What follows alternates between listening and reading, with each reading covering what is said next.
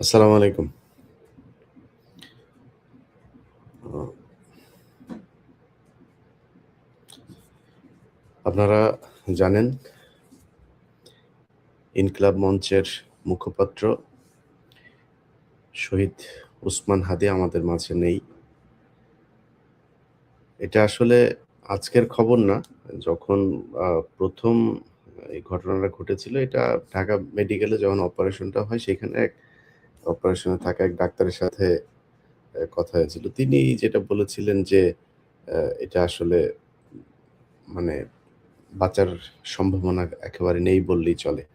তারপরেও মূলত তারা ইউনাইটেড হসপিটাল এই এভারকেয়ার হসপিটালে যেটা নিয়ে গিয়েছিল একটা বেটার লাইফ সাপোর্ট দেওয়ার জন্য। এর বাইরে কোনো কিছু না।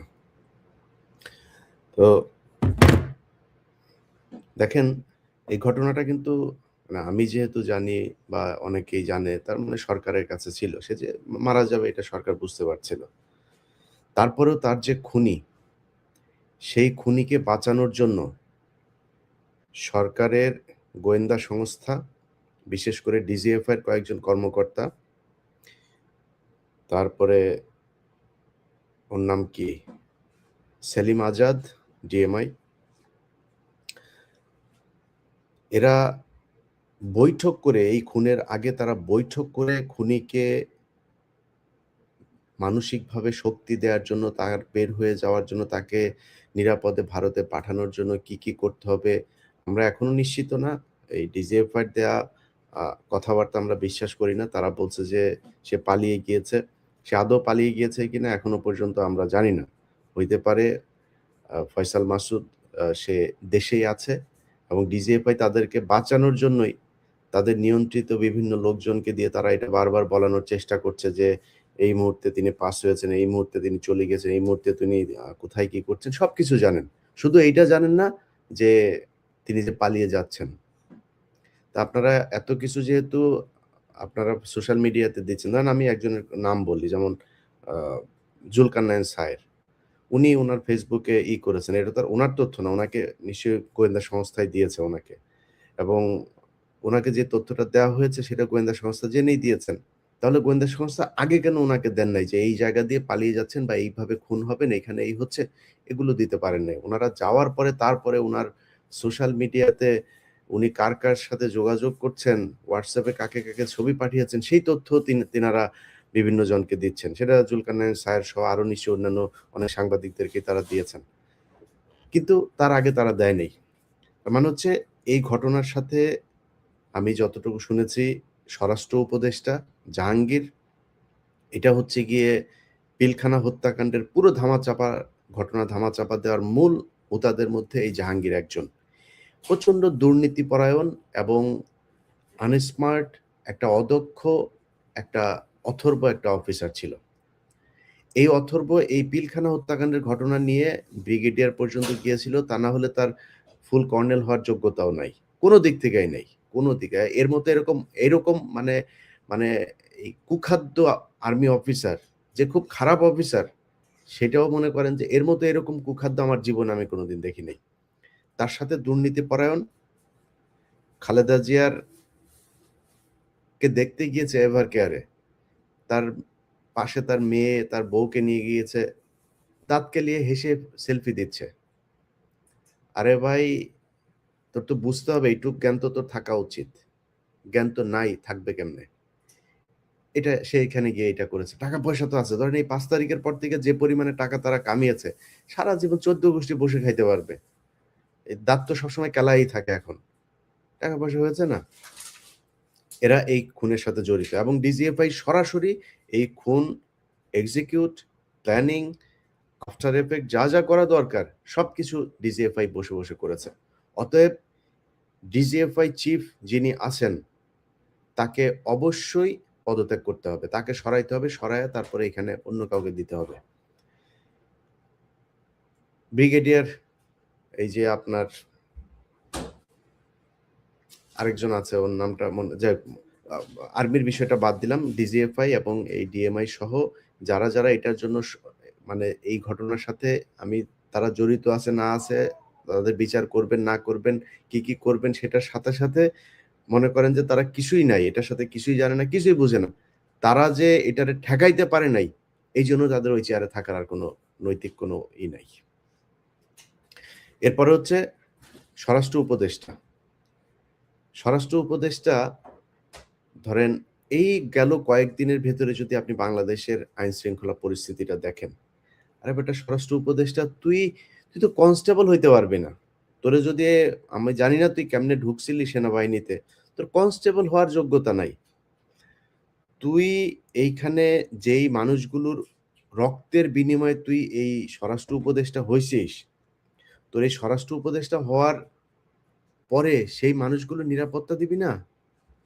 সেই মানুষগুলোর পিছনে বারবার তারা একটা কথা বলার চেষ্টা করেছে, এখানে নাকি মব সন্ত্রাস হয়েছে। মবের বিরুদ্ধে তারা ব্যবস্থা নিচ্ছে। মব করতে দেওয়া যাবে না। তোর মারে আকাম করছে খানকির ছেলে। এইখানে আসছিস মব মারাইতে? এই দেশে যদি নাকি এই যৌক্তিক দাবি করা যদি নাকি মব হয়, তাহলে শেখ হাসিনাকে সরাইলি কি দিয়া? নির্বাচন দিয়ে সরাইছিলে? সেনাবাহিনীর কু করে সরাইছিলে? এই জনগণ গিয়ে তারপরে শেখ হাসিনাকে গণভবন থেকে বের করেছে। তাহলে সেটা মব। তুই যে আজকে এই পদে বসছিস, এখানে তো স্বরাষ্ট্রমন্ত্রী ছিল, সংসদে নির্বাচিত স্বরাষ্ট্রমন্ত্রী ছিল। তো সংসদে নির্বাচিত এমপি হয়ে তারপরে সে মন্ত্রী হইল। তুই কোন জায়গায় এমপি হয়েছিলি? আসিফ নজরুল এ প্রথম আলোর সুশীল গিরি সেজে তারপরে প্রথম আলোর হয়ে কাজ করে। প্রথম আলোর যা বয়ান সে তাহাই বাংলাদেশে বাস্তবায়ন করতে চায়। এই শুয়োরের বাচ্চা গতকালকে পোস্ট করেছে সে নাকি জামিনের ব্যাপারে কিছু জানে না, এটার সাথে আইন মন্ত্রণালয়ের কোনো সম্পর্ক নাই। শুয়োরের বাচ্চা, তুই যা করছিস, তুই যে জাউরামি এই গত 1.5 বছরে করছিস, আল্লাহ যদি বাঁচায় রাখে, তোর অপমান অপদস্থ এই সরকারটা শেষ হওয়ার পরের দিন থেকে শুরু হবে। আসিফ নজরুল যেখানে যাবে ওইখানে জুতা খাবি, ডিম খাবি, এটা তোর কপালের সাথে একদম ওতপ্রোতভাবে জড়িয়ে আছে এখন। এটা হবে, হইতেই হবে। এখন আসিফ নজরুল কালকে পোস্ট করেছে সে নাকি কিছুই জানে না, এটার ব্যাপারে আইন মন্ত্রণালয়ের কোনো কিছুই নেই। আচ্ছা, এটা আপনার যখন কিনা 5 আগস্ট হয়, 5 আগস্টের পরে আপনাকে নামটা বলছি বিচারপতির, বিচারপতির নামটা হলো শেখ তাহসান আলী। আপনাদেরকেও শুয়োরের বাচ্চার ছবিটা দেখাই। এই খানকির ছেলে, ওর মা দৌলতদিয়াতে গিয়া তারপরে বিভিন্ন বেটাদের সাথে আকাম করে ওরে পয়দা করছে। এটা একটা আরেকটা জাউরা আছে, ওই যে কয়সর কামাল, ওই শুয়োরের বাচ্চা গত 15 বছরে একবার ধরা খাইছিল শাহবাগে, সেটাও এক মাগি নিয়ে, গাড়ির মধ্যে এক মাগিরে নিয়ে লাগাইতে গিয়া পুলিশ তারে ধরছিল। এরপরে মুসলেকা দিয়ে তারপরে বেরিয়েছে, সেটারই সে বলেছে তাকে নাকি সরকার ধরেছে। এবং এই মোটামুটি মানে আমি জানি না, তারেক রহমানের অনেক কিছু আমার খুব ভালো লাগে, কিন্তু তারেক রহমানের আশপাশে সব মাদারচোদ, ওইখানে সব মাদারচোদ তারেক রহমানের আশপাশে। কেমনে যায়? ওই যে আরেকটা আছে ওয়াহিদুজ্জামান অ্যাপেলো, এখন কি ছেলেরা সব করে শুয়োরের বাচ্চা। এই শুয়োরের বাচ্চাগুলো সব পাশে পাশে গিয়া তারপরে এদেরকে, এই কায়সার কামাল আর এই শুয়োরের বাচ্চা, এই দুইটায় মিলে এই এর বেঞ্চে আপনার এই হাইকোর্ট থেকে ইয়েটা ওর জামিনটা হয়েছে। এই আজকে যে হাদির করা হলো, হাদিকে যে মারা হলো, এই তো জেলে থাকার কথা। আগের মামলার তদন্ত কর্মকর্তা বাদী, তারা এই ফয়সাল মাসুদ সে যে ছাত্রলীগ করতো সেটা উল্লেখ করে নাই। উল্লেখ কেন করে নাই? আগের থেকেই প্রিপারেশন, যে উল্লেখ করলে তার তো জামিন হবে না, জামিন নিতে কষ্ট হবে আওয়ামী লীগ যদি হয়। সে ডাকাতির মামলায় অস্ত্রসহ আটক হয়েছে, কেন্দ্রীয় কমিটিতে সে পদে ছিল, সে জামিন পাইল কিভাবে? তারে জামিন দিয়েছে। এখন আসিফ নজরুল কিচ্ছু জানে না। আসিফ নজরুল, খানকির ছেলে, তুমি যে বিচারপতিদেরকে যে তুমি করলা, তুমি যে নিয়োগ দিলা, বিচারপতিরা তোমার মার শাটার ভিতর দিয়ে আসছিল মাদারচোদ? কোন দিক দিয়ে আসছিল শুয়োরের বাচ্চারা কোথাকার? গায়ে লাগে না খানকির ছেলেরা? এই মানুষগুলো রক্তের উপরে দাঁড়ায়, তারপরে তোরা উপদেষ্টা হইছিস, তোরা বড় বড় পদে বিচারপতি হয়েছে। এই খানকির পোলা, এই যে তাহসান, শুয়োরের বাচ্চা, 5 তারিখের পরে সেইখানে এই তাকে বিচারপতি নিয়োগ করা হয়েছে, জামিন দিয়ে দিছে। সে যার রক্তের বিনিময়ে বিচারপতি হইল, সেই লোকটার, সেই মানুষগুলিরও খুন করার জন্য খুনিরে সে জামিন দিল। এবং এরপরে তার কি হবে, এরপরে সে বের হয়ে যাবে, চলে আসবে, সবকিছু তাদের প্রি প্ল্যান্ড। এইভাবেই হয়েছে। এখন ভাই মানসিকভাবে আসলে খুব বিধ্বস্ত অবস্থায় আছি ভাই। বিশ্বাস করেন, 5 তারিখের পর থেকে আজকে পর্যন্ত আসিফ নজরুলের সাথে আমার কোনো ব্যক্তিগত সমস্যা আছে, স্বরাষ্ট্র উপদেষ্টার সাথে আমার ব্যক্তিগত সমস্যা আছে, এই কয়সার কামাল আমার সাথে ভালো সম্পর্ক ছিল, এই অ্যাটর্নি জেনারেল খুব ভালো সম্পর্ক ছিল। আরে ভাই তোরা মানুষের চোদা রে, মাদার চোদেরা, মানুষের চোদা তোরা। মানুষ তোর মারে লাগায়া জন্ম দিছে এই দুনিয়ার ভিতরে। যদি তাই হইতো, তুই তোরা মানে এই কাজগুলি করলি কিভাবে? একটা মিনিমাম একটা মানে এই মানুষের যেই এই থাকে, মানে বর্ডার লাইন থাকে, এইটুক মনুষ্যত্ববোধ তোরা দেখাইস না। টাকা পয়সার অভাব আছে, কয়সার কামাল বস্তায় ভরে ভরে টাকা নিয়ে গিয়েছে, বস্তায় করে করে এই কোর্ট থেকে টাকা নিয়ে গিয়েছে। আর কত টাকা লাগবে তোদের? কত টাকা দরকার আছে নাকি আরো? তোরা আওয়ামী লীগের লোকজন রে গড়ে পর্দায় সমানে জামিন করাইছিস। আসিফ নজরুল খানকে বলা, শুয়োরের বাচ্চা, কয় টাকা লাগবে রে তোর? আরো আরো কত হাজার কোটি টাকা দরকার আসিফ নজরুল তোর বাঁচার জন্য, আরো ভালো থাকার জন্য? বল, কত মাগি লাগবে, কি লাগবে বল, নিয়ে তারপরেও যা, দেশটারে শান্তিতে থাকতে দে। ও এক ইউনুস খানকির পোলা, এই মাথার চোদ ইউনুস শুয়োরের বাচ্চা হালা সারা জীবন হইলো গিয়ে ওয়েস্টার্ন লাগাইছে, মদ খা মদখোর শুয়োরের বাচ্চা, বাংলাদেশে নিয়ে সুদের ব্যবসাটা করে ওরে দিছিল শান্তিতে। শান্তিতে নোবেল খারাপ আমরা জানি না।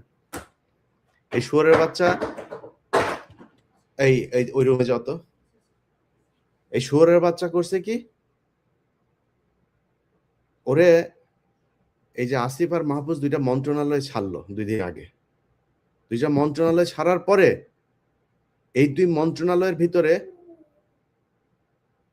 একদম এই উপদেষ্টা পরিষদের সবচাইতে বড় চোর যেটা আসিফ নজরুল আর রেজওয়ানা, এই সবচেয়ে বড় চোর, এই বড় চোর দুইটারে 2টা মন্ত্রণালয় দিল। কেন রে ইউনুস, তোর আর কোনো বাপ ছিল না? হ্যাঁ বলে কিচ্ছু বুঝে না, বলে বিশাল আকারে কিছুই বুঝে না, সারা দুনিয়া হোগা মাইরা যায়, বাংলাদেশে কেমন তুমি কিছুই বুঝো না, আমরা বুঝি না এগুলি। আমরা ওয়েস্টে থাকি, ওয়েস্টের এদের কথাবার্তা, চরিত্র আমরা বুঝি না এগুলি। তুমি তো ওই চরিত্রই পাইছো, মুখের কথা আর ভিতরের কথা এক না। যায়া চোরেদের নিয়ে করছে। ইউনুসের গোটা পরিবারের যত সুযোগ সুবিধা দরকার সব তারা নিচ্ছে। এই সব কিছুর দায়ী এই ইউনুস কুত্তার বাচ্চা, শুয়োরের বাচ্চা। এখানে আসছে, হ্যাঁ আমাদের সাথে বসবে, এরে আবার ফর্ম পূরণ করা। তুই কি চ্যাটের বাল রে যে তোর সাথে বসতে হবে? তোর কাছে কোনো তদবির নিয়ে গেছি, কোনো পদ চাইছি তোরে? এরপর আবার 2 দিন পর আবার আরেকজনের দিয়ে ফোন দেয়, ভাই আপনাদের মিটিংটা হচ্ছে না, আসিফ নজরুল আর আসিফ মাহমুদ আর মনির হায়দার আপনাদের এই ডক্টর ইউনুসকে আপনাদের সাথে বসতে দিল না। আসিফ নজরুল, মনির হায়দার, ডক্টর ইউনুস পুটকি মারি আমরা, শুধু আমরা ওদের কাছ থেকে কিছু চাইছি, যায় বলছি যে আমার ভাইরে এইটাতে, আমার এইটাতে, আমার এই পদ দে, বলছি নাকি তোরে? চোদে তোরে কেউ? কারণ কি বলারা মানুষ মারা ফেলতেছে, শুয়োরের বাচ্চারা পাশে দাঁড়ায় থেকে দাঁত কেলায়। স্বরাষ্ট্র উপদেষ্টা দাঁত কেলাইতেছে, পাশে দাঁড়ায় দাঁড়ায় করে। আল্লাহ, চোরের বাচ্চার মতো দেখা যায়, চোরের বাচ্চা, চোর শুয়োরের বাচ্চা। ও এখন পর্যন্ত পদত্যাগ করেনি, জুতা দিয়ে পেড়াইলে ওরা পদত্যাগ করবে না। মজা পাইছে তো ওই জায়গায়। বাংলাদেশের এই যে আজকে যে বাংলাদেশ, এই হাসিনার পতনের পেছনে এই বর্তমান এই যে সরকারের ভিতরে দেখছেন, কারোর কোনো অবদান নাই, একটারও কোনো অবদান নাই। ডক্টর ইউনুসের যে সমস্যা ছিল সেটা ব্যক্তিগত, তার সে ব্যক্তিগত সমস্যা। এই দেশের জন্য ইউনুস জীবনে কোনোদিন কোনো কিছু করে নাই, জীবনে কিছু করে নাই। এত খাতির পিরিতি আলাপ পাইরা লাভ নাই। আমরা চিনি ডক্টর ইউনুসকে, ডক্টর ইউনুস কোথায় ছিলেন, কাদের সাথে ছিলেন, কাদের হয়ে কাজ করেন, এগুলো খুব ভালো করে জানি আমরা। অথচ তারা গিয়ে আজকে পুরো দেশ শাসন করছে। আমরা কিছু বললে আমরা নাকি মানুষকে উস্কাই। আরে বেটা, আমরা উস্কাইছি কিসের জন্য? কি চাইছি? 5 তারিখের পর থেকে চাইছি কি বল? নিজের জন্য কিছু চাইছি? বলছি যে আমার উপদেষ্টা বানাইতে হবে, বলছি নাকি? কি চাইছি? চাইছি আওয়ামী লীগের লোকজনের জামিন হবে না। চাইছি এই যে পোলাপানগুলো যারা কিনা মারা গিয়েছে তাদের যাদের চিকিৎসা হয়, যারা মারা গিয়েছে তাদের এই ক্ষতিপূরণ হয়, যারা বেঁচে আছে তাদের চিকিৎসা হয়। এগুলোই চেয়েছে। এর বাইরে কি চেয়েছে? এই বিডিআর এর লোকগুলো। আরে ভাই পিলখানা হত্যাকাণ্ড করছে কারা আর আপনি ধরে রাখছেন কাদেরকে? কিসের জন্য তারা এখনো জেলে থাকবে? কমিশনের রিপোর্ট দিয়েছে। স্বরাষ্ট্র উপদেষ্টা বলে দিয়েছে যে এই রিপোর্ট নিয়ে কোনো অ্যাকশন করা যাবে না। কারণ কি ওইখানে তার নাম এসেছে। তো ডাইরেক্ট ওপেনে বলেছে কমিশনের রিপোর্ট এই কমিশনের মেম্বার যারা ছিল ওপেন মিটিং এ বলেছে যে তোমরা আমার নাম নিয়ে আসছো এখানে। তোমাদের এই রিপোর্ট নিয়ে কোনো কিছু করা যাবে না। কিচ্ছু করতে দিচ্ছে না বিডিআর এর রিপোর্ট নিয়ে। কোথায় কি করতে দিয়েছে? আপনি জানেন আমি আজকে ঘুমিয়েছিলাম। আজকে ঘুমায়েছিলাম। আমারে ফোন দিচ্ছে যে ভাই, জি ভাই। হ্যাঁ, হ্যাঁ। ওয়ালাইকুম আসসালাম। জি ভাই, জি।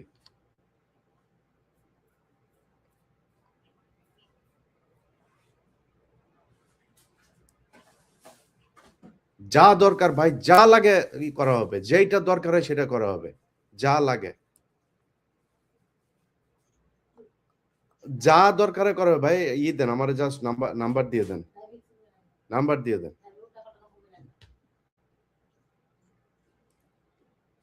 ওকে, ওকে ঠিক আছে। ঠিক আছে। ঠিক আছে। ঠিক আছে নাম্বারটা দেন আমার। এই এই দেশ এই দেশ স্বাধীন করেছে যারা তাদের হাতে থাকবে দেশ। তারা যা বলবে যেভাবে বলবে সেভাবেই চলবে দেশ। এবং আগামীকালকে বাংলাদেশের প্রতিটা মানুষের কাছে অনুরোধ ভোরের সূর্য এখন রাতের বেলা অনেক মানুষ হাজার হাজার মানুষ এরই মধ্যে সেখানে জড়ো হয়েছে। ভোর সূর্য ওঠার আগে আপনারা শাহবাগে জড়ো হবেন। এই শাহবাগ থেকে মানে পুরো সামনের ৫ বছরে কি হবে পুরো পরিকল্পনা এখান থেকে দিতে হবে। কিভাবে নির্বাচন হবে, কি হবে সবকিছুর পরিকল্পনা এখান থেকে দিতে হবে। ১ম আলো, আরে ভাই আশ্চর্য একটা বিষয়। আপনি খুনি। এই যে ওর এখানে কয়েকজন রিপোর্টার আছে, টিপু সুলতান, এই যে মতি-টতি এগুলোর ব্যাপারে সরাসরি তারা ইয়ের সাথে ছিল। সন্তোষ শর্মা এখনো কালবেলায় অফিস করে। বাংলায় ভীষণে এই যে জুবায়ের-টুবায়ের এগুলো। আর ভাই একেকজনের নামে ৪ টা ৫ টা করে খুনের মামলা। এরা ওপেনে অফিস করে। এটা কি ফাইজলামি নাকি একটা?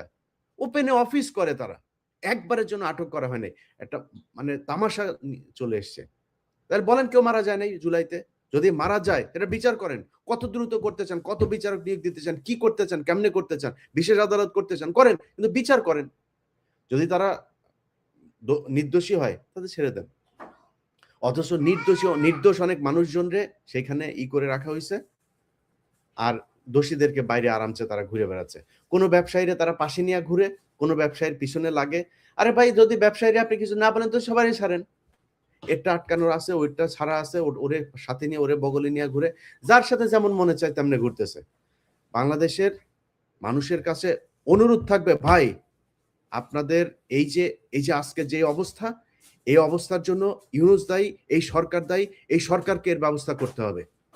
এই যে হাসনাত, সারজিৎ সহ নাহিদ একজনও তো নিরাপদ না। আজকে একজন মেয়ে মারা গিয়েছে। তার লাশ যেভাবে ঝুলানো আছে আমি জানি না, যেহেতু জানি না, না জেনে বলতে পারছি না সে আত্মহত্যা করেছে কিনা। বাট তার লাশ যেভাবে ঝুলানো আছে, এই মেয়ে গত আমাদের এই ৩২ নাম্বার এই আগের দিনের প্রোগ্রামে এই মেয়েটা ছিল। সেই মেয়েটাকে আজকে ঝুলিয়ে মারা হয়েছে। একটা করে। যেদিন হাদিকে মারা হলো, সেদিন রাতেই উত্তরাতে ২ টা ছেলেকে কোপানো হয়েছে। তারা মিছিল থেকে ফিরছিল। এটার বিক্ষোভ মিছিল ছিল হাদির এ মি হত্যাকারীকে আটকের দাবিতে। সেখান থেকে যাচ্ছিল ২ টা ছেলেকে কোপানো হয়েছে। একটা করে প্রতিটা মানুষকে এভাবে মারা হবে। ভাই যদি মব বলেন মব, যা মনে করেন তাই। ভাই আপনার আশপাশে যেসব আওয়ামী লীগের লোকজন আছে, সরকার যেহেতু বিচার করবে না, যে আওয়ামী লীগের লোক যাদেরকে পুলিশ ধরছে না, আপনি কনফার্ম যে সে আওয়ামী লীগ ছিল। যদি বাঁচতে চান, ওদেরকে যা করার সেটা করতে হবে। এই আওয়ামী লীগের যারা জামিনে আছে ওদের যারা আপনার বাড়ির আশপাশে আছে, যাদের বাড়িঘর আছে, যেখানে যা করা দরকার সেটা করতে হবে। যাদেরকে আপনি দেখবেন অফিস করছে এখন পর্যন্ত, যাদের যা করা দরকার সেটা করা হবে। আপনাদেরকে আজকে একটা বিষয় নিয়ে আমরা এই ঘোষণাটা আরো অনেক পরেই দিতাম। আমরা একটা মুভমেন্ট করছি। এই মুভমেন্টে বাংলাদেশের অনেক পরিচিত মুখ, যারা দেশপ্রেমিক, যারা এই গত ১৫ বছর নির্যাতনের শিকার হয়েছে, তাদেরকে নিয়ে আ এই বাংলাদেশ আজাদী মুভমেন্ট। তো এই বাংলাদেশ আজাদী মুভমেন্টের একটা কমিটিও তৈরি করা হয়েছে, একটা কনস্টিটিউশনও করা হয়েছে। এটার মূল যে কারণে করা হলো সেটা হচ্ছে যে হাদি মারা যাওয়ার যেই মানে গুলিবিদ্ধ হওয়ার যে ঘটনা, সেই ঘটনার পরেই আমরা মনে করলাম না এইভাবে মরতে দেওয়া যাবে না। একটা প্ল্যাটফর্ম থাকতে হবে যেখানে সবার অভিভাবক থাকবে সেখানে। তারা কিছু, কিছু জায়গায় আমরা কোনো পলিটিক্যাল কে নির্বাচনে আসবে, কে নির্বাচনে যাবে, কেমনে নির্বাচন হবে, এগুলো নিয়ে আমাদের কোনো মাথা ব্যথা নেই। কিন্তু ভারতের ব্যাপারে এই ভারত শুরু থেকে আজকে পর্যন্ত আমাদের এই দেশের পেছনে ছিল। আমাদের সবসময় আমাদের দেশে অশান্তি তৈরি করে রাখা, আমাদের দেশপ্রেমিকদেরকে হত্যা করা, সব জায়গায় ভারত ছিল।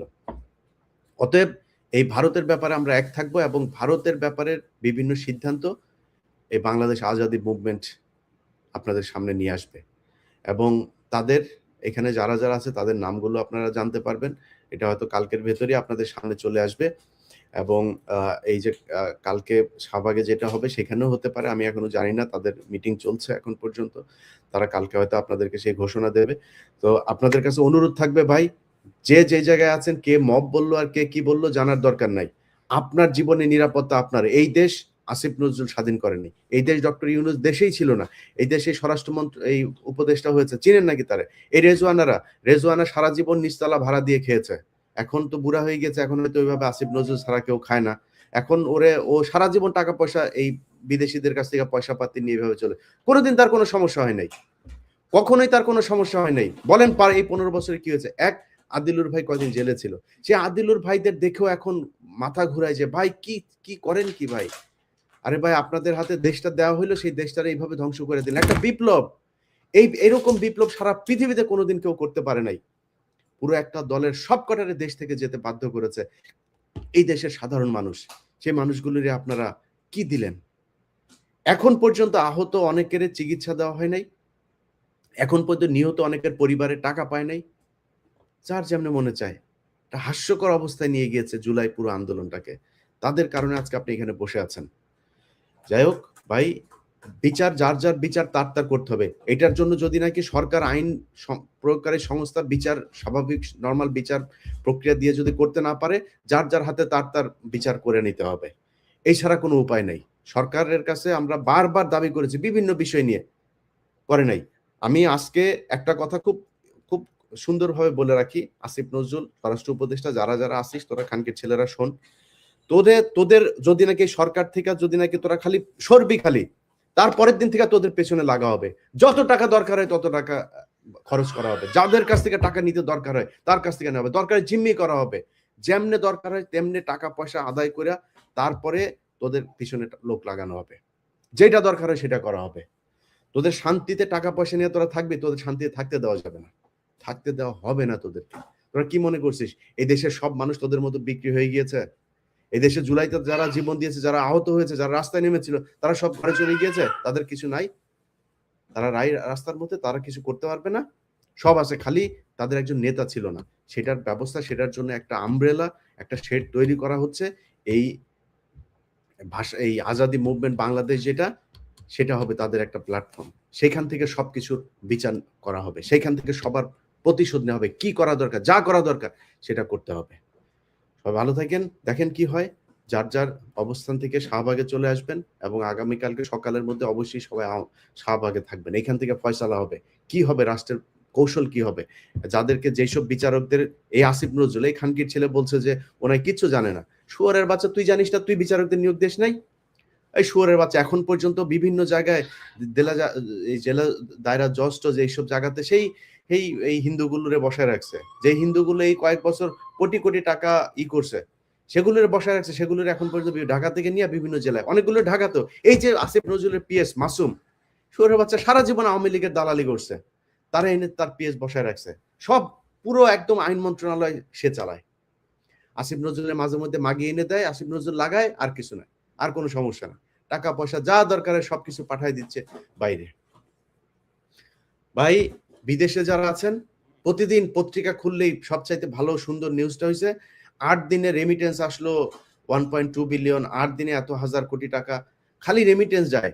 ভাই, আল্লাহর ওয়াস্তে আপনাদের কাছে অনুরোধ থাকবে, এই ইউনূস খুনের সরকার, এই বদমাইশরা যতদিন থাকবে, আল্লাহর ওয়াস্তে আপনারা রেমিটেন্স পাঠানো বন্ধ করেন।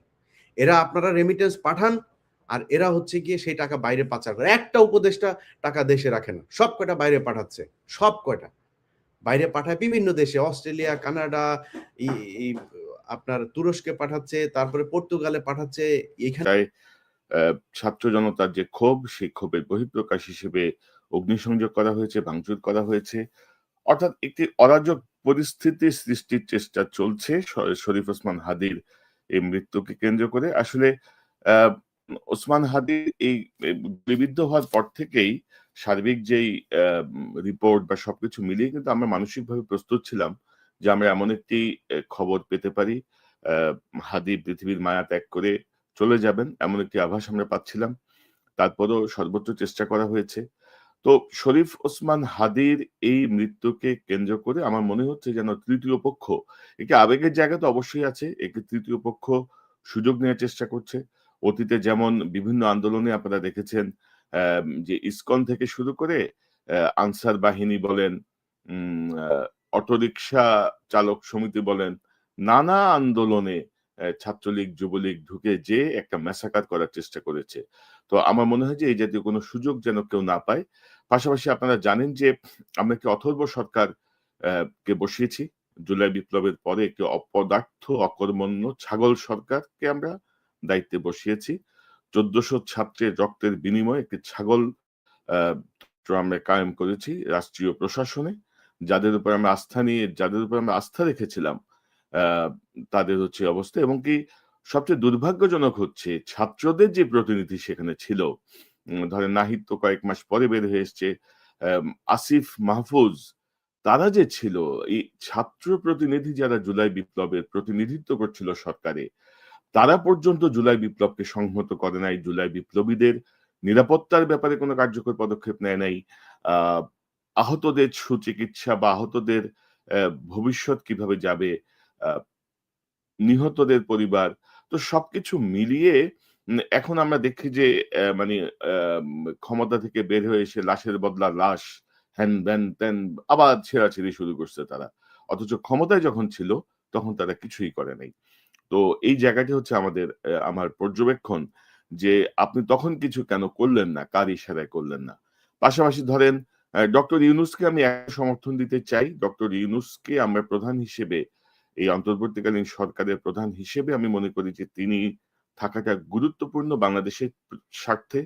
কারণ ভারতের যে থাবা, আগ্রাসী থাবা, সেই থাবা মোকাবেলায় ডক্টর ইউনূসের সামনে থাকাটা জরুরি।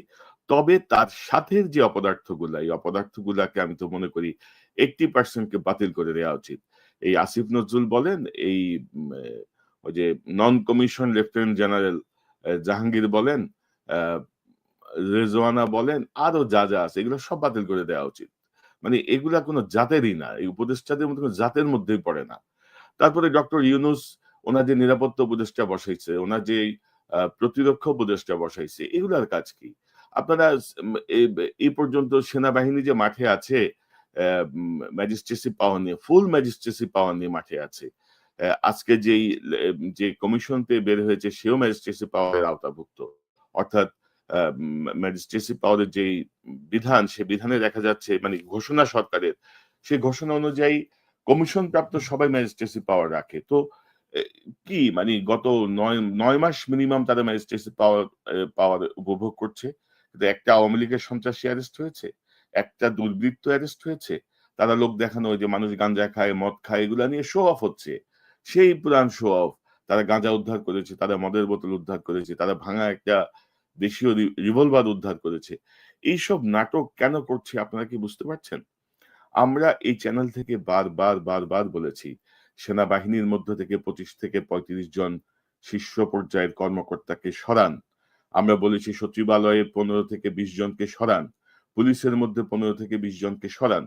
পাশাপাশি আপনারা যদি দেখেন যে কালচারাল ফ্যাসিস্ট একটা গ্রুপ, শিল্প, সাহিত্য, সাংবাদিক, তারা বিভিন্ন টক শোতে যেয়ে এই জুলাই বিপ্লবীকে আ মানে একেবারে কি বলবো, পচানোর চূড়ান্ত পর্যায়ে করছে। আবার ঘুরে ফিরে আওয়ামী লীগকে আসতে হবে, আওয়ামী লীগের ভোট কোথায় যাবে, শেখ হাসিনার গুণগান করেছে। এই যে ধরেন 'প্রথম আলো' সর্বশেষ একটা জরিপে দেখলাম তারা সেই জরিপে আওয়ামী লীগকে অন্তর্ভুক্ত করেছে, শেখ হাসিনাকে অন্তর্ভুক্ত করেছে। অথচ আওয়ামী লীগের কার্যক্রম বাংলাদেশে নিষিদ্ধ এবং সবাই জানে ইতিমধ্যে এটা ডিক্লার্ড যে আওয়ামী লীগ আগামী নির্বাচনে অংশ নিতে পারছে না। তো হাসিনা মৃত্যুদণ্ডপ্রাপ্ত আসামি। তো তোরা এই আওয়ামী লীগ হাসিনারে কি কারণে জরিপে ঢুকায় জরিপ করস? মানে এই মতি আর মাহফুজ যে কত বড় বদমাশ এটা বাংলাদেশের মানুষ ইতিমধ্যে জানে। মানে তাদের জন্য কাউকে ঘোষণা দিতে হবে না। তো মানুষের মধ্যে যে ক্ষোভ এবং আপনি জানেন যে এই মতি বলে নাই মাহফুজ কিন্তু 111 এর সময় 111 এর পরবর্তী সময়ে এসে মাপ চেয়েছিল যে আমি ডিজিএফআই নির্দেশনা অনুযায়ী সংবাদ দিতাম। এবং এই ২ টা পত্রিকা যেভাবে বিএনপির বেগম খালেদা জিয়া থেকে শুরু করে শীর্ষ নেতৃত্ব তারেক রহমান সাহেব সহ যেইভাবে অপপ্রচার চালিয়েছে আ তাদের ২০০১ থেকে ৭ পর্যন্ত ওই রেজিমে এবং পরবর্তী সময়ে ইতিমধ্যে সবই কিন্তু মিথ্যা প্রমাণিত হয়েছে যে তারা উদ্দেশ্যমূলকভাবে কাজ করেছে। তো একটা ক্ষোভ থাকতেই পারে। কিন্তু সেই ক্ষোভের বহিঃপ্রকাশ কিন্তু অগ্নিসংযোগ না। সেই ক্ষোভের বহিঃপ্রকাশ কিন্তু ভাঙচুর না এবং আনফরচুনেটলি অ্যা জুলাই বিপ্লবের বিপক্ষে অবস্থান নেওয়ার পরেও এই জুলাই বিপ্লবের সুবিধাভোগী উপদেষ্টারা এই অপদার্থ উপদেষ্টাগুলা কিন্তু ঘুরে ফিরে প্রথম আলোর বিভিন্ন প্রোগ্রামে গেছে। প্রথম আলো ডেইলি স্টারকে গ্লোরিফাই করেছে। তারা তাদেরকে সমর্থন দিয়ে গেছে। এই যে ধরেন হাসিনা এবং আওয়ামী লীগকে নিয়ে যে জরিপ, সেই জরিপের পরবর্তী কি সরকারের পক্ষ থেকে কোনো জবাবদিহি চাওয়া হয়েছে? যে নিষিদ্ধ ঘোষিত এই দলকে কেন তোমরা জরিপে আনতেছো? কেন তোমরা অন্য খেলা খেলছো? কালচারাল ফ্যাসিস্ট যারা ক্রমাগত টকশোতে যেয়ে জুলাই বিপক্ষে হাসিনার পক্ষে কথা বলেছে। মাহফুজ আলম তো তথ্য উপদেষ্টা ছিল। তথ্য উপদেষ্টা কি কোন ধরনের কোন পদক্ষেপ নিয়েছে? বরং তথ্য উপদেষ্টা বাংলাদেশ টেলিভিশনে ওই ইউনূসের যে পদত্যাগ নাটক একটা হয়েছিল মাঝখানে, তার আদলে ওই আইন আদালত খ্যাত রেজাউর রহমান তিনি একটা শো করতেন বাংলাদেশ টেলিভিশনে। ওইখানে এক প্রধান শিক্ষকের পদত্যাগ সংক্রান্ত এরকম একটা নাটিকা বানানো হয়েছিল। সেই নাটিকাকে ডক্টর ইউনূসের পদত্যাগ নাটককে ব্যঙ্গ করা হয়েছে বলে মাহফুজ বিটিভিতে সে প্রোগ্রাম বন্ধ করে দিয়েছে। তো মানে আমাদের সাথে তো নাটক করে লাভ নাই রে ভাই। এবং আমি তো বলব যে বর্তমানে জুলাই বিপ্লবকে এগিয়ে নিয়ে যাওয়ার জন্য এই আসিফ মাহফুজ এদেরকে বাদ দিয়ে নতুন নেতৃত্বকে নিয়ে সামনে এগিয়ে আসেন। এরা অলরেডি টাকা পয়সা খেয়ে ঢোল হয়ে গেছে। এরা অলরেডি জুলাই বিপ্লবের সঙ্গে প্রতারণা করেছে। কারণ দায়িত্ব পাওয়ার পরে তাদের যে ভূমিকা থাকার কথা ছিল সেটিতে তারা ছিল না। তারপরে যে আসিফ নজরুল আপনি যদি দেখেন যে একটা দেশের মানে মানুষের ক্ষোভের জায়গাগুলো ছিল কি? হাসিনার এই দুঃশাসনের ক্ষোভের জায়গা কি? আমাদের পুলিশ বিভাগ, আমাদের বিচার বিভাগ। আপনি যদি পুলিশ এবং বিচার এই ২ টাকে যদি আপনি ঠিক করতে পারেন, পুরো দেশ অটোমেটিক ঠিক হয়ে যায়। আর আর্মি যদি আপনি ঠিক করতে পারেন। এই ৩ টাই ছিল হাসিনার মূল হাতিয়ার। তো এখন অন্তর্বর্তীকালীন সরকার ক্ষমতায় আসার পরে আর্মিতে কোন পরিবর্তন করছে? আপনাদের মনে হয় কোন পরিবর্তন আসছে আর্মিতে? কিচ্ছু আসে নাই। ২ টা মাল বসে আছে। একটা নিরাপত্তা উপদেষ্টা, একটা সামরিক বিষয়ক উপদেষ্টা। তো কি করছে তারা? তাদের ভূমিকা কি? ওয়াকারে পাত্তা দেয় তাদেরকে। ওয়াকার ইউনূসরে পাত্তা দেয়। ইউনূস তো ওয়াকারের ভয়ে কম্পমান। মানে মনে হয় আরকি যে এই কার্যক্রম আমরা দেখি কম্পমান। উনার মনে হচ্ছে যেন উনার ৮৭-৮৮ বছর বয়সী ইউনূস আর কি চায়? মানে আমি এটাই বুঝতে পারছি না। তারপরে আমি ইউনূসকে এখনো এই ক্রুশিয়াল মোমেন্ট গুলো আমি ইউনূসকে সমর্থন দিতে চাই। তবে আমি মনে করি এই আসিফ নজরুল বংশ একটা বিশাল গ্রুপ তিনি বের করে আমরা এই চ্যানেল থেকে কিন্তু বলেছি, বারবার বলেছি, ভাই সেনাবাহিনীর যারা দায়িত্বশীল অফিসার, দক্ষ অফিসার যাদেরকে শেখ হাসিনা বিভিন্ন অজুহাতে অন্যায়ভাবে চাকরিচ্যুত করেছে তাদেরকে আপনার এই আপৎকালীন সময়ে পুলিশের একটা দায়িত্ব দিন। পুলিশ বাহিনীর মধ্যে হাসিনা যাদেরকে চাকরি থেকে সরিয়েছে হাসিনা যেসব পুলিশ কর্মকর্তাকে যেসব কনস্টেবল পদে যে নিয়োগে যেসব জায়গায় সর্বশেষ পর্যায়ে এসে এর বাড়ি গোপালগঞ্জ না, এর চাচা আওয়ামী লীগ, এর শ্বশুরের ভাই আওয়ামী লীগ, এর শালার সম্বন্ধী আওয়ামী লীগ, আওয়ামী লীগ না বিএনপি, জামাত এইসব করে যাদেরকে চাকরিচ্যুত করেছে ভাই তাদেরকে আপনারা নিয়োগ দিয়ে দেন। আমাদের পুলিশে যেই ভ্যাকুয়ামটা তৈরি হয়েছিল, যেসব ফ্যাসিস্টদের সহযোগী পালিয়ে গিয়েছিল সেই জায়গাটা পূরণ করার জন্য বারবার অনুরোধ করা হয়েছে এবং এরকম এক দৃষ্টান্ত আছে। জিয়াউর রহমান সাহেব দায়িত্ব নেওয়ার পরে এরকম বহু আর্মি অফিসারকে অবসরপ্রাপ্ত আর্মি অফিসারকে, পুলিশ অফিসারকে পুলিশে কিন্তু কোঅপ করেছিলেন তাদের, এবং তারা খুব সাকসেসফুলি সে পরিস্থিতিটাকে নিয়ন্ত্রণ করেছিল।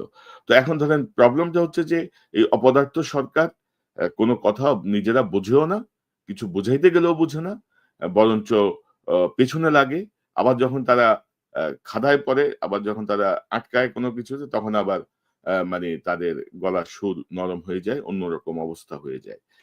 এবং আপনি যদি দেখেন, মানে আমাদের অবস্থা হচ্ছে একটা সঙ্গীন অবস্থা। যখন আপনি বিপদে পড়বেন তখন আমরা আব্বা, যখন আপনি বিপদ থেকে উদ্ধার হয়ে যাবেন তখন আমরা হচ্ছি শালার পুত। এই হচ্ছে গিয়ে অবস্থা।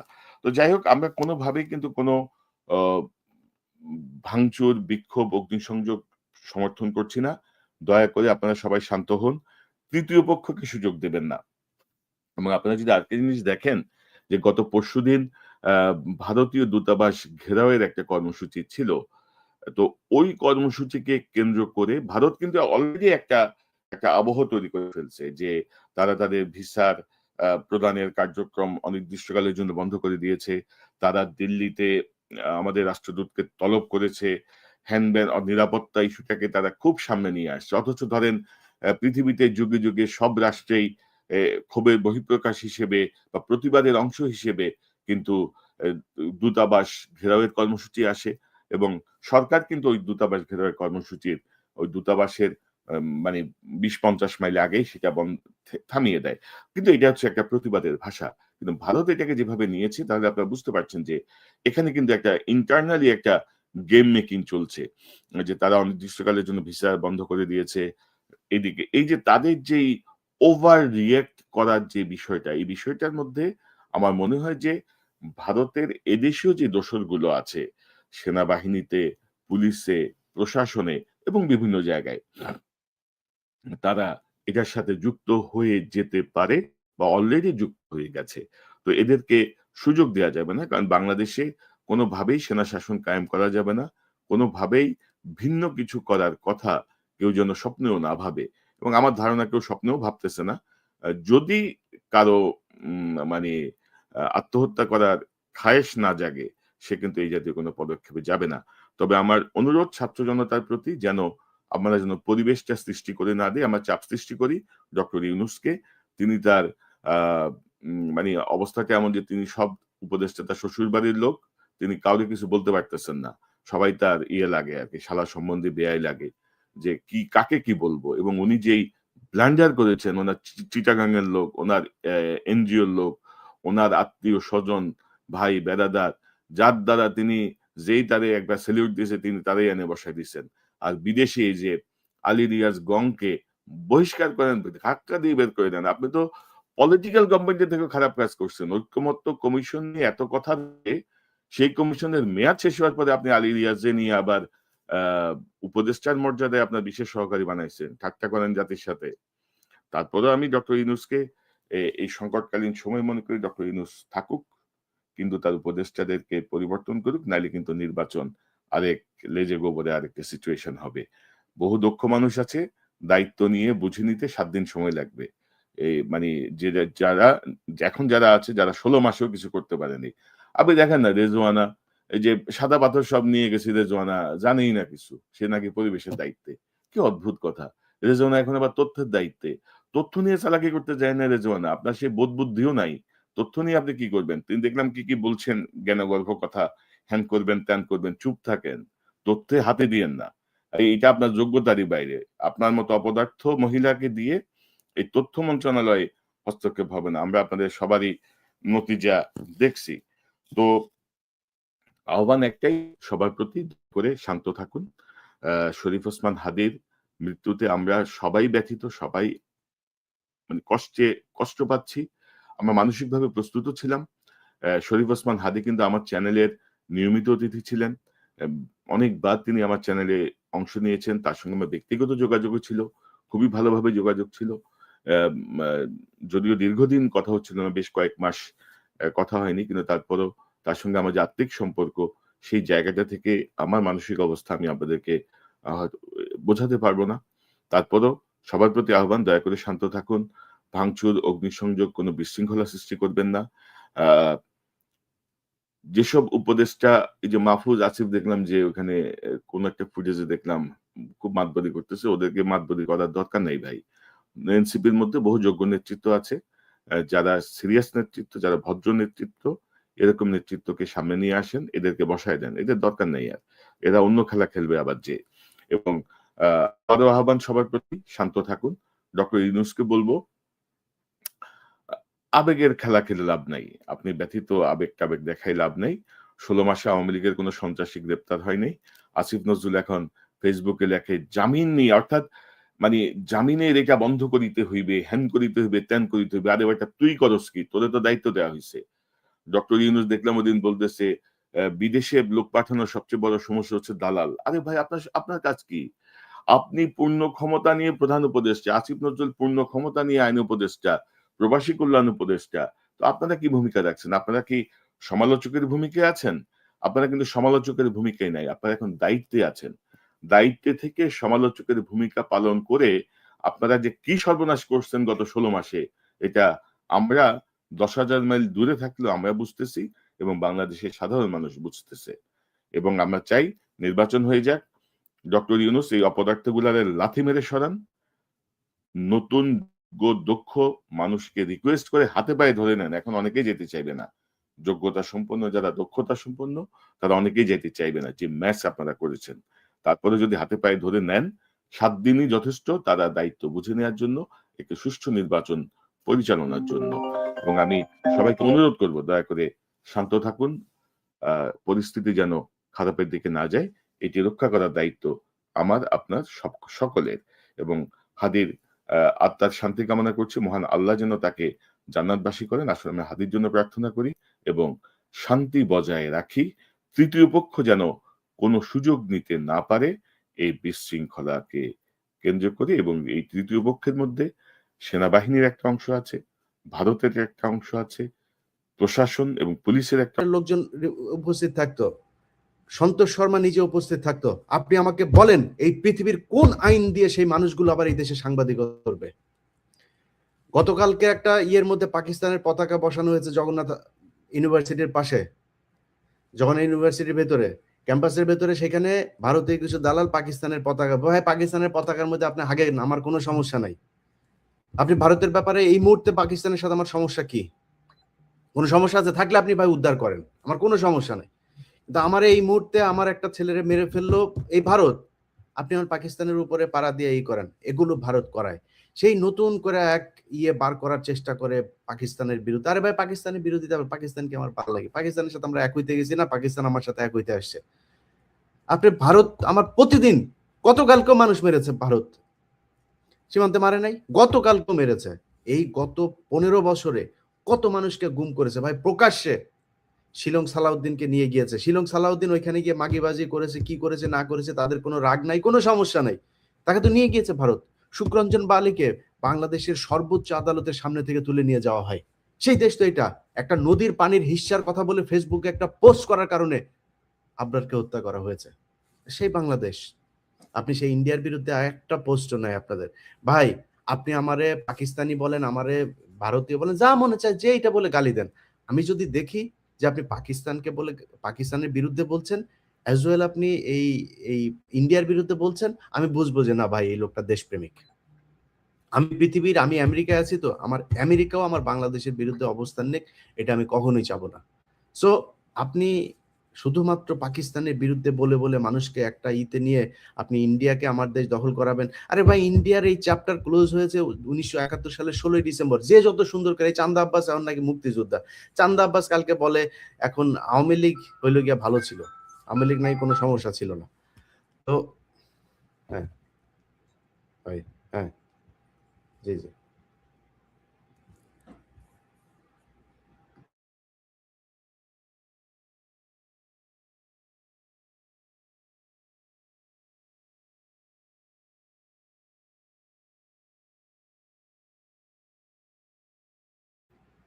ওকে ওকে।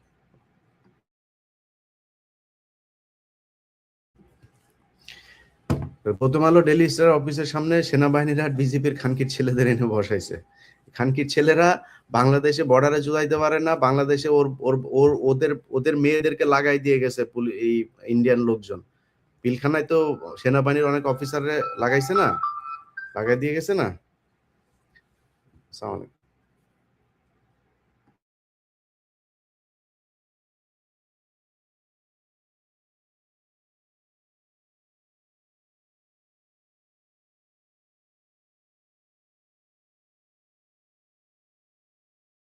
লাইভটা শেষ করে বলতে, হ্যাঁ।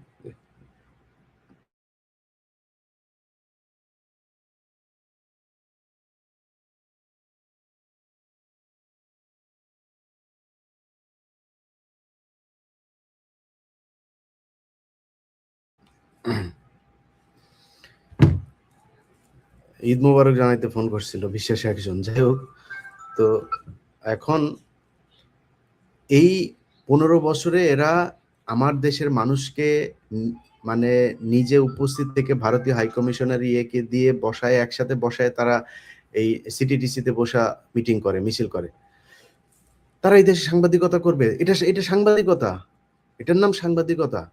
তারা এই যে গতকালকে প্রথম আলো নিউজ করেছে জগন্নাথের, এটা নিয়ে পাকিস্তানের সাথে আমাদের ঝামেলা শেষ হয়ে গিয়েছে, আমাদের সমঝোতা হয়ে গেছে, কি যেন একটা শিরোনাম করেছে। হ্যাঁ, হয়েছে তো। পাকিস্তানের সাথে কি চান আপনি? আর করেন, সমস্যা নাই, কিন্তু আপনি ভারতের ব্যাপারে এত উদার কেন?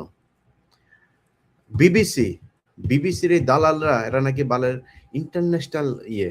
তোদের তোদের কোত্থেকে টাকা আসে, তোরা তোরা মানে বিবিসি কেন প্রতিষ্ঠা হয়েছে এগুলি তো আমরা জানি। বাংলাদেশে তোরা আমাদের বিশাল আকারের, তাহলে গরিব দেশ আমরা, এখানে যা বিবিসি নাম শুনে সবাই পাগল হয়ে যায়। তো ওনারা করেছে, ওনারা আপনার নিউজ করেছে গত 15 বছরে হাসিনারে নিয়ে, কোনো কিছু তারা পায় নাই, কিচ্ছু পায় নাই তারা। এখন তারা নিউজ করছে ইদানিং আবার খুব পাকিস্তানের বিরুদ্ধে, ইন্ডিয়ার পক্ষে। তারা হাদিরে নিয়ে একটা নিউজ করে, হাদি মাদ্রাসায় পড়তো, হাদি বিভিন্ন ধরনের হিজবুত তাহরিরের সাথেও নাকি হাদির নাকি ইয়ের কথা শোনা যায়, বিবিসি ইয়ে পায়। বিবিসি বালদিয়া জিগায় কেউ বাংলাদেশে। তো এগুলো হচ্ছে কি আমাদের দেশের এই সাংবাদিকরা সাংবাদিকতা করেছে গেল 15 বছর ধরে। তারা এখন সাংবাদিকতা করবে আবার, ওই একই রকম সাংবাদিকতা করবে। বসুন্ধরা গ্রুপের এই, ওর নাম কি, হায়দার আলী। হায়দার আলী আওয়ামী লীগের লোকজনকে গুছিয়ে গুছিয়ে বেছে বেছে বেছে বেছে নিয়ে যায়, তারপরে তার টকশোতে বসায়। এই নিকোল আওয়ামী লীগের খাটযোদ্ধা ছিল, মন্ত্রীদের সাথে শুইতো, টাকা নিত, প্লট নিত, বিভিন্ন কিছু, 3-4টা প্লট আছে তার। তো এগুলো এখন ওই আওয়ামী লীগের লোকজনকে ডেকে ডেকে নিয়ে সে আওয়ামী বয়ানি করতে চায়। আওয়ামী লীগ তো এখন মানে রয়ের টাকা, আওয়ামী লীগের টাকা বিলিয়ন বিলিয়ন ডলারের মালিক, তারা টাকা দিতে সমস্যা নেই। তারা এই বুদ্ধিভিত্তিক একটা আবার নতুন করে এই ফ্যাসিজম বাংলাদেশে করার পায়তারা করছে। এটা করতে দেওয়া যাবে না। এই দেশের মানুষ যদি আসলে স্বাধীনতা চায়, তাহলে আমাদের শত্রু পাকিস্তান, পাকিস্তানের বিরুদ্ধে দাঁড়ান। আমাদের শত্রু ভারত, ভারতের বিরুদ্ধে দাঁড়াইতে হবে। যদি সেটা দাঁড়াইতে না পারেন, সেই 71-এর পাল্টাল নিয়ে গান টান গায়ে ভাই লাভ নাই। এই দেশে এই জামাত ইসলাম 1952 সালে ভাষা আন্দোলন পর্যন্ত ছিল, তারপরে ছিল না কেন? 69 পর্যন্ত জামাত ইসলাম, নেজামি ইসলাম সবাই ছিল। ড্যাক পর্যন্ত জামাত ইসলাম ছিল। ড্যাক নাম শুনেছেন? ড্যাকে পর্যন্ত ওই 68 সালের তখন পর্যন্ত ছিল। হঠাৎ করে এসে তারা মোচড় দিল কেন? এটা বুঝতে হবে যে 71-এর 16 ডিসেম্বরে আমাদের কিভাবে আমাদের কাছ থেকে বিজয়টা নিয়ে নেওয়া হয়েছে, এই জিনিসগুলো হয়েছে। ভাই স্বাধীনতা, স্বাধীনতা চান? আপনি বিজয় দিবস পালন করবেন, আমি করতে চাই। আপনার চাইতে আমি অনেক বেশি স্বাধীন আছি, আপনি স্বাধীন? আরে ভাই 15 বছর 20 বছর বিদেশে বসে কামলা দেন, এটার নাম স্বাধীনতা? আপনি ঢাকা মেডিকেলে যান একটা ট্রিটমেন্ট নিতে, বড় লোকেরা সব এয়ার অ্যাম্বুলেন্সে নিয়ে যায়, তারপরে ট্রিটমেন্টে যায়। আপনি ট্রিটমেন্ট নিতে পারেন? আপনার লাথি দিয়া ফালায় রাখা হয় মেজের ভেতরে। 2 দিন পরে ডাক্তার আসলে আসলো, না আসলে নাই, মারা যাবেন না বাঁচবেন, এটা নিয়ে সরকারের কোনো কিছু নেই। এটার নাম স্বাধীনতা? কে স্বাধীন আছেন আমারে বলেন? সীমান্তে যান আপনি, আপনি কি কোনো আর্মস নিয়ে গিয়েছিলেন? আপনারা ধরে তারপরে গুলি করে মেরে ফেললো কেন? কিসের জন্য? এটার নাম স্বাধীনতা বলে? এটা স্বাধীন দেশ? কোন স্বাধীন দেশের পৃথিবীর ইতিহাসে কোথাও কোন দেশে এইভাবে সীমান্তে গুলি করে মারে পৃথিবীর কোন দেশ দেখাইতে পারবেন আপনি? মেরে ফেলছে। আমার দেশের খুনিরা বর্ডার পার হইলেই সেই দেশে যায়, সেই দেশে গেলে তারা সর্বোচ্চ সুযোগ সুবিধা দিয়ে তারপরে রাখে। এটার নাম আমার স্বাধীনতা? এই স্বাধীনতা ভোগ করছেন? বিজয় দিবস পালন ভোগ করতে চান? ভোগ করতে চাইলে আপনাদেরকে কিছু কথা বলি ভাই, যে ভুলগুলো 5 তারিখে করেছিলেন সেই ভুলগুলো করা যাবে না। এই দেশে ছায়ানট আছে না? ছায়ানটের কোনো কার্যালয় বাংলাদেশের কোথাও থাকতে দেওয়া যাবে না। উদীচী আছে না? কোনো উদীচীর কোনো অফিস বাংলাদেশের কোথাও থাকতে যাবে না। আজকে কাজ যা যা হবে হওয়ার পরে তারপরে আস্তে আস্তে আপনারা জানতে পারবেন। আপনার নিজের, এটা আপনার দায়িত্ব ভাই। একজন দেশপ্রেমিক হিসাবে ভারতীয় কোনো অফিস এই দেশে থাকতে দেওয়া যাবে না। বাংলাদেশের প্রতিটা গার্মেন্টসে টোটাল, আমি কিছুক্ষণ আগে গার্মেন্টস মালিকের সাথে কথা বললাম, প্রায় ৫ লক্ষ ভারতীয় বাংলাদেশে কাজ করে এবং এদের কেউ কিন্তু ছোট লেভেলের ওয়ার্কার না। এরা সব বড়, বড় লেভেলের। আমার দেশের লোক আছে। আপনার লোক না থাকলে আপনি ক্রিয়েট করেন। আমার দেশে বহুত মেধাবী পোলাপান বাইরে চলে যায়। তারা বেতন নেয় ওখানে ৫০ লাখ, ৬০ লাখ টাকা পর্যন্ত নাকি বেতন পায় তারা। সেই লোকগুলোরে আপনি এইখানে বাংলাদেশীদেরকে দিয়ে কাজে লাগান, সমস্যা কোথায়? বাংলাদেশের ছেলেরা তো মেধাবী। তাদের সে কাজের সুযোগ দেন, তারা দেশের বাইরে যাবে না, দেশে থাকবে, কাজ করবে। প্রতিটা গার্মেন্টস থেকে এদেরকে বের করতে হবে। যারা, যারা না করে তাদের ওই গার্মেন্টস কারখানার ব্যাপারে ব্যবস্থা নিতে হবে। মুজিবের মূর্তি যেই জায়গায় এখন পর্যন্ত আছে, মুজিবের নামে যেই প্রতিষ্ঠান এখন পর্যন্ত আছে, আজকে রাতের ভিতরে সবগুলোকে একদম ডেমলিশ করতে হবে। কোনো কথা নেই। এর মাঝখানে কোনো যদি কিন্তু কোনো কিছু নাই। আওয়ামী লীগ যাহা তাহাই ভারত, ভারত যাহা তাহাই আওয়ামী লীগ। সো এদের কোনো কিছু থাকতে দেওয়া যাবে না এবং এদের এই কালচারাল যে ফ্যাসিজম তারা যাদেরকে দিয়ে করে, প্রথম আলো, ডেইলি স্টার, কালবেলা, যদিও কালবেলা এখন মালিকানায় কিছুটা শেয়ার এসেছে, কিন্তু সেই সন্তোষ শর্মার প্রভাব আগের মতোই আছে। কিছুটা কমেছে কিন্তু প্রভাব আছে এখন পর্যন্ত। তাদেরকে এটার ব্যাখ্যা দিতে হবে। সন্তোষ শর্মা কেন হারুন ইজাহারকে জিজ্ঞাসাবাদে গুম থাকা অবস্থায় তিনি কেন কথা বলে তার সাথে জিজ্ঞাসাবাদ করেছিল? কেন যেই গুম হয়েছে সেই সব গুম থাকা মানুষের সাথে কেন এই সন্তোষ শর্মা ইন্ডিয়ান বাহিনী নিয়ে এসে তারপরে বাংলাদেশ পুলিশের সাথে থাকতো? এটার জবাব দিতে হবে। তারপরে তারা এই দেশে সাংবাদিকতা করবে, বিচার হবে, বিচারের সাজা খাটবে, খাটার পরে এসে কথা বলবে যে হ্যাঁ ঠিক আছে, এখন আপনি থাকতে পারবেন কি না পারবেন এই দেশে।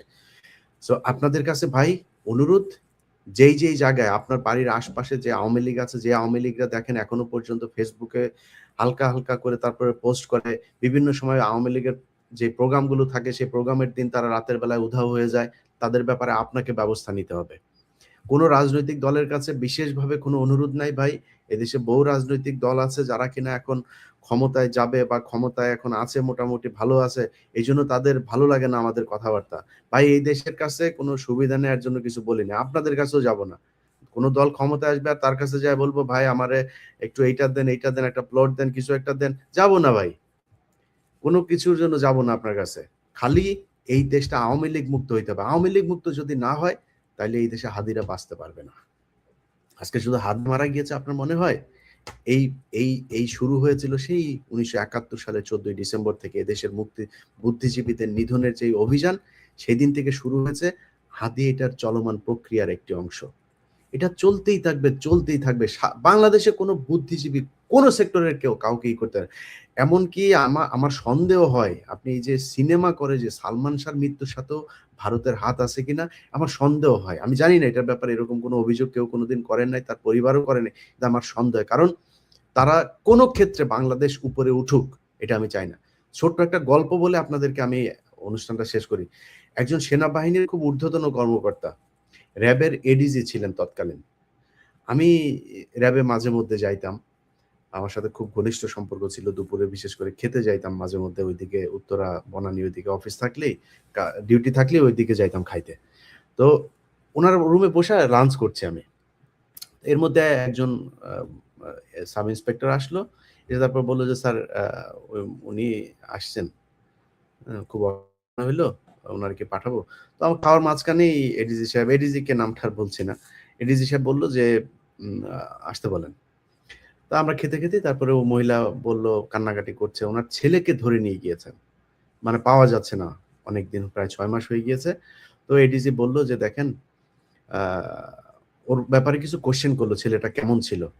তো ছেলেটা কিছু এক্সট্রা অর্ডিনারি কিছু ছেলেপেলে থাকে না? আপনাদেরকেও বলে রাখি, এই যে অনেক সময় YouTube এ আপনার ছেলে বা মেয়ে খুব এক্সট্রা অর্ডিনারি খুব জ্ঞান আছে।